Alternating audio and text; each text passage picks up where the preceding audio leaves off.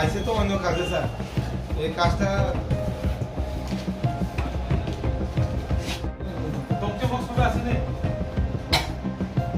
খাইছে বছরে।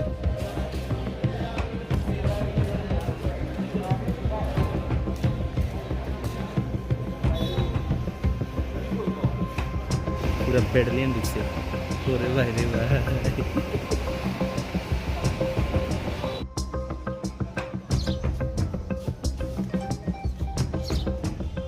আউটপোস্টের কাছে একটা খবর ছিল বিলুলা থানার আন্ডারে দেবপুর এরিয়াতে 4 জন লোক সাসপিসিয়াস মুভমেন্ট করছিল।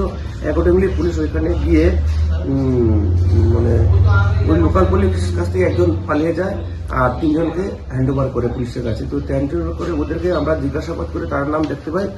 একজন হচ্ছে উষারঞ্জন দাস, হ্যাঁ, তার বাড়ি হচ্ছে